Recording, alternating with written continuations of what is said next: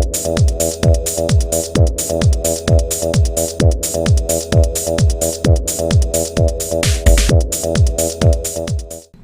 folks, today I'd like to take a casual peek into the Spider-Man series Power Charge Rhino action figure set. This particular figure set is part of the Spider-Man 3 3/4 inch line of action figures and includes the Fiercest Foes battle cards. This set was released in 2010, and I originally did not have any intentions of buying this figure set or any of the figures from the line.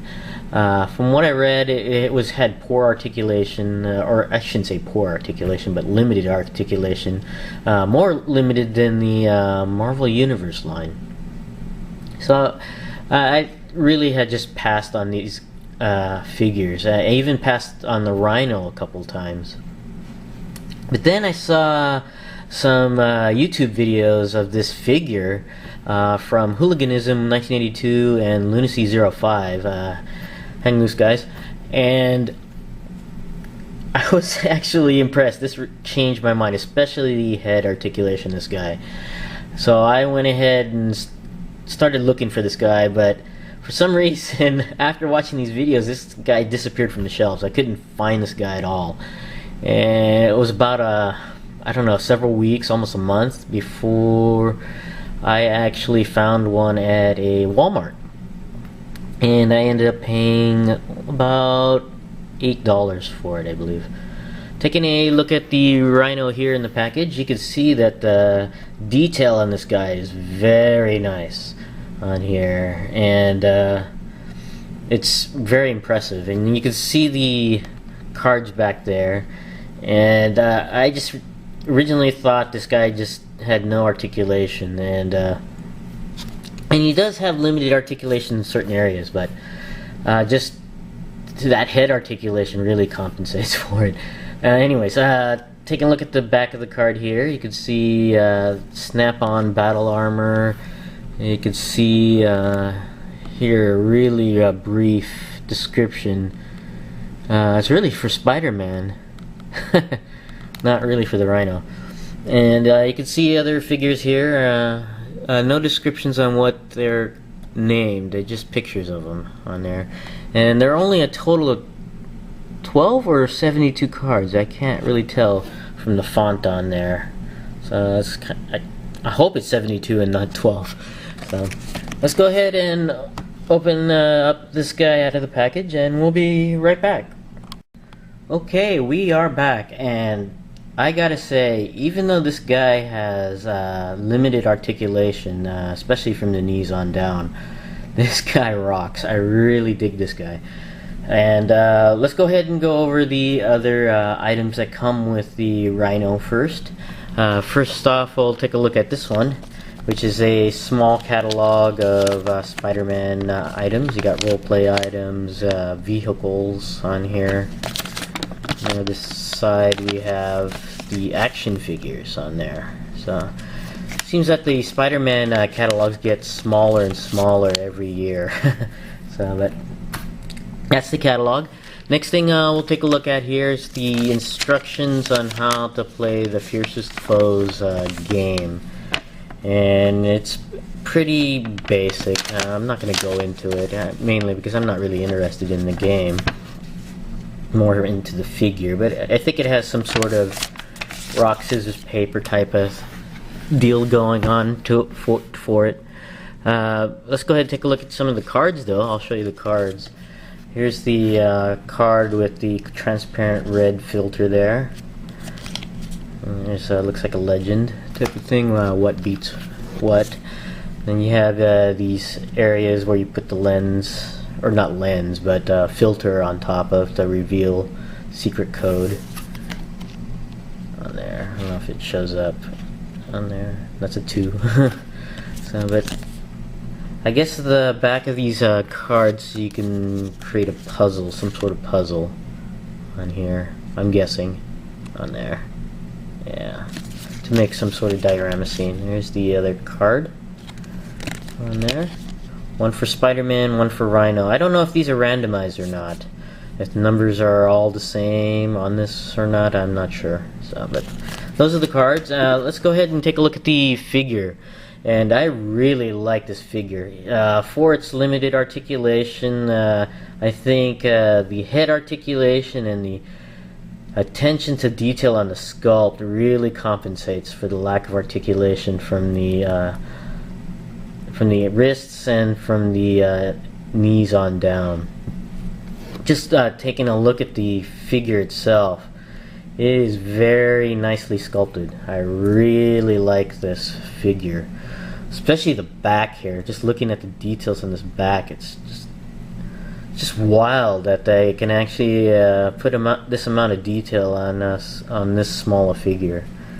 I just really like it. It's just also the different colors of gray that are associated with this figure. It makes this figure really look nice. One thing about these snap-on armors, they don't really snap on. They just loosely sit on there. So if you don't have these, I never took the elastic bands off of these armor pieces because, well, without it, they just simply slide off. There's nothing to secure them onto the figure itself, other than maybe super glue. So I've kept the elastic bands on here. Otherwise, like I said, they just simply fall off. You can see there's nothing to secure it onto there. But just looking at this guy is very nice. Look at that head sculpt. The paint on the teeth could be done a little bit better, but that's nothing outstanding. It's very minor on that. Just look at, I love the detail on this guy. It's very nice.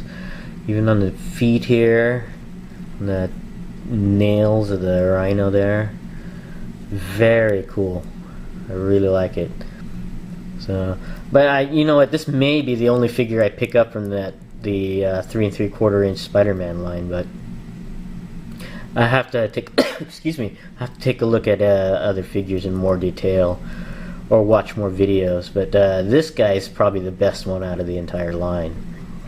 Going over the articulation of this guy, the head is what I really like about it. Just the range of motion for this head is just excellent. It just goes up really high and really low. If you want to have him doing a charging pose, you just put his head up here. Or if you want him standing straight up, you can have him look down. It's just very nice on the hinge joint there. And the head does also go all the way around, but I'm not sure why you would want to have it like that. And the arms can go all the way around. They do go out and in. There's a bicep swivel on this figure. The elbows bend.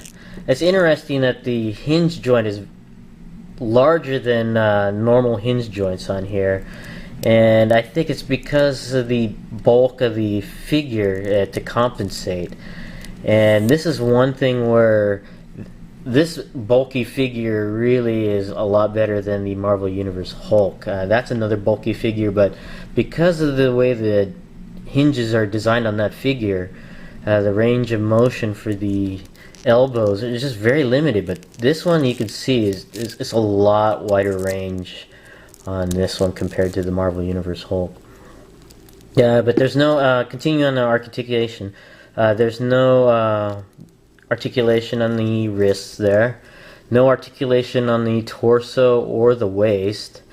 The legs are on a ball hinge swivel, but it's just so smooth. It's not a problem at all.